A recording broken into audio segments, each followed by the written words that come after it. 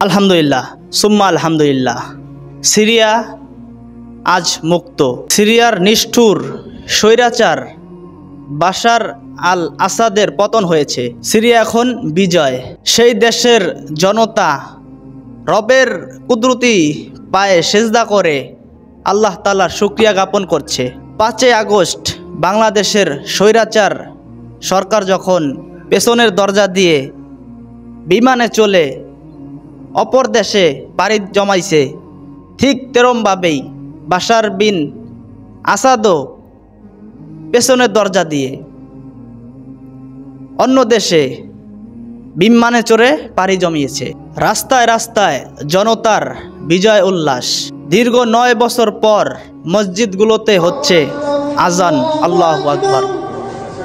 বাংলাদেশের স্বৈরাচারের পতনের পর তার বাবার মূর্তি যেভাবে ভাঙ্গা হয়েছে, ঠিক তেমনিভাবেই এই বাশার এর মূর্তি ভাঙা হয়েছে।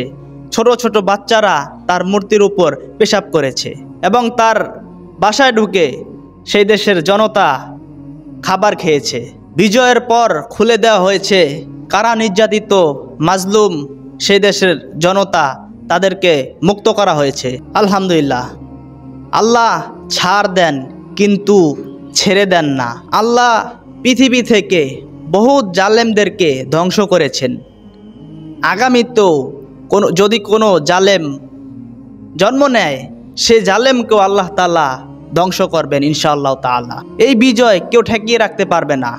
আফগান থেকে আলেপ্পো, সিরিয়ার দামেস্ক, শাম থেকে আল আকসা, হিন্দুস্তান থেকে বাংলাদেশ, সৌদি আরব থেকে আমেরিকার ওয়াশিংটন, ইনশাআল্লাহ আমেরিকার ওয়াশিংটনে একদিন কালেমার পতাকা লা ইলাহা ইল্লাল্লাহ উড়বে, কালেমার পতাকা উড়বে, কালেমার পতাকা উন্মুক্ত হবে। সারা বিশ্ব কালেমা লা ইলাহা ইল্লাল্লাহ উড়বে।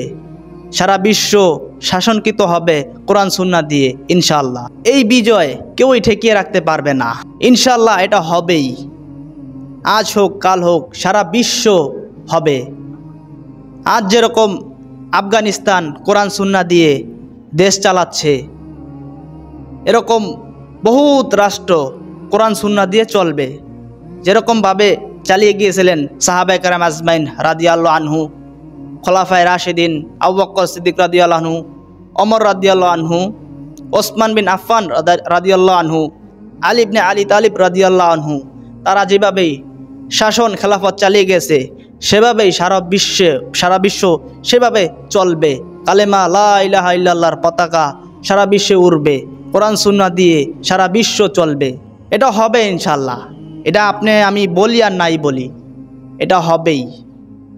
আর এটা নবী সাল্লাল্লাহু আলাইহি ওয়াসাল্লামের ভবিষ্যৎবাণী। ঈসা আলাইহিস সালাম যখন আসবে, তখন খেলাফত চালু হবে, সারা বিশ্ব তার অধীনে চলবে।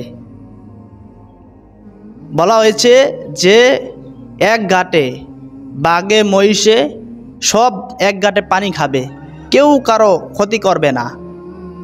এরকম সুন্দরভাবে দেশ চলবে। ঈসা আলাইহিস সালাম আসার পর 40 বছর রাষ্ট্র কায়েম করবে, খেলাফত চালু করবে, সেভাবে হবে। আমি বলি আর নাই বলি, এটা হবে একদিন না একদিন। এটা হুজুর সাল্লাল্লাহু আলাইহি সাল্লামের ভবিষ্যৎবাণী, এই হাদিস, এটা হবেই। আমরা রবের কাছে সবসময় দোয়া করব ইনশাআল্লাহ তাআলা যে আল্লাহ রাব্বুল আলামিন আমাদের দেশকে অতি দ্রুত খেলাফত চালু করে যাতে দেন। আমাদের প্রচেষ্টা থাকবে খেলাফত চালু যতক্ষণ পর্যন্ত না হবে, আমরা সংগ্রাম চালিয়ে যাব। আমরা জালেমের বিরুদ্ধে কথা বলেই যাব। যেখানেই জুলুম হবে সেখানেই আমাদের কথা হবে, সেখানেই আমাদের বাধা চলে আসবে, সেখানেই আমরা ঝাঁপিয়ে পড়ব। আলহামদুলিল্লাহ, আল্লাহ তাআলার শুকরিয়া যে আস্তে আস্তে সকল জালেম থেকে ইসলামিক রাষ্ট্রগুলো হেফাজত পাচ্ছে। তো আজকে এ পর্যন্তই। সবাই ভালো থাকবেন, সুস্থ থাকবেন। আসসালামু আলাইকুম ওয়া রাহমাতুল্লাহি ওয়া বারাকাতুহু।